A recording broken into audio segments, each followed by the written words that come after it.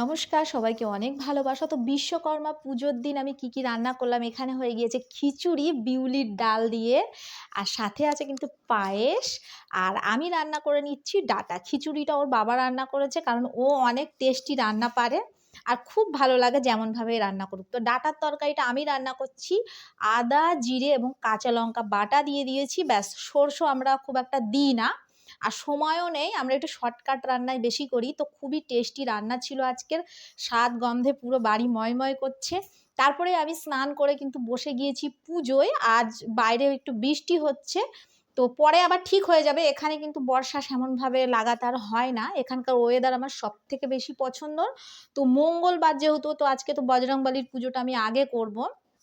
তারপরে কিন্তু বিশ্বকর্মার পুজোতে মানে যেগুলো করতে হয়, লোহার জিনিস যেগুলো আছে, আর বাইকে সাইকেলে সব কিছুতে করবো। তার সাথে মঙ্গলবার তো মা মনসারও পুজো করব। মায়ের মানে গাছে পাতা বেরিয়েছে অল্প অল্প, আমি যতদিন না মায়ের ভিড়টা করতে পারছি আমার ততদিন মানসিক শান্তি আমি পাচ্ছি না। তো দেখি কবে করি। তো এখানে আমি বাবাকে স্নান করিয়ে দিয়েছি দুধ দিয়ে স্নান করালে কিন্তু গাটা খুব চকচকে হয়, কোনো রকম কোনো মানে সেন্ট বেরোবে না অন্য। দুধ দিয়ে স্নান করানোর পরে আমি কিন্তু কর্পূর জলে মিশিয়ে চন্দন দিয়ে স্নান করিয়ে দিয়েছি, গাটা একদম সুন্দর হয়ে গিয়েছে। তারপরে মুছিয়ে বাবার আসনে বসিয়ে আমি পুজো কমপ্লিট করলাম। তো পুজো করতে আমার কিন্তু লেগে গেল প্রায় 25 মিনিট। তারপরে চলে এসেছি বাইরে, এখানে তুলসী গাছে পুজো দেব।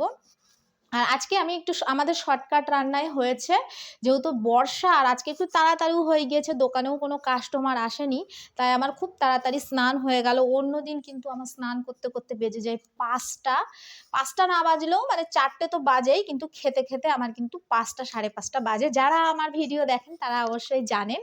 আজকে কিন্তু অনলাইন থেকে মানে প্রতিদিনই একটা একটা করে অনলাইন থেকে জিনিস আসছে।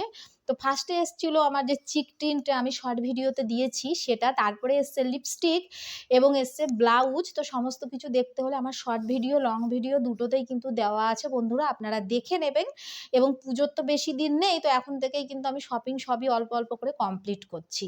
তো এখানে তো বাজারঘাটে সেমন পুজোর কোনো মার্কেট হয়ই না, কেউ জানেই না যে দুর্গাপুজোতে এত মার্কেটিং হয়, তো এখানে সেমন কোনো তোড়জোড় নেই। তারপরে আমি কিন্তু তুলসী গাছে পুজো দেবার পরে চলে এসেছি মনসা গাছে পুজো দেব। আর বন্ধুরা এখানে কিন্তু তোড়জোড় নেই, তবে এখানকার যে ওয়েদার সেটা কিন্তু সম্পূর্ণভাবে পুজো পুজো একটা ভাব আছে।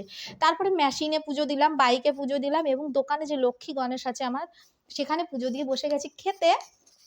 খাবার ছিল খুবই টেস্টি। তারপরে কিন্তু আমি চলে এসেছি বাইরের আলোয় লিপস্টিকটা দেখাতে, কারণ লাইটের আলোয় কিন্তু সবাই বুঝতে পারে না লিপস্টিকের কালারটা। তো ভুলভালভাবে আমি কখনোই চাইবো না যে ফিল্টার লাগিয়ে বা ভিতরের আলোতে আপনারা দেখে লিপস্টিক কখনোই যাচাই করে কিনতে পারবেন না। সেই জন্য আমি ডাইরেক্ট কিন্তু সানলাইটে চলে এসেছি, যদিও এখন বেজে গিয়েছে প্রায় 3:30 4টে, তবু আমি দেখিয়ে দিলাম যে এরকমভাবে আসলো কালারটা। তো সবার ঠোঁটে কিন্তু সমান আসে না, যারা একটু বেশি টুকটুকে ফর্সা তাদের ঠোঁটে কিন্তু সবসময় লাল কালার লিপস্টিকটা আরও বেশি ফোটে। তো আমি তো অত টুকটুকে ফর্সা নই, তো আমার ঠোঁটেও একটু হালকা পিগমেন্ট আছে, সেই জন্য এমন হলো। তারপরে আমি কাজ করব।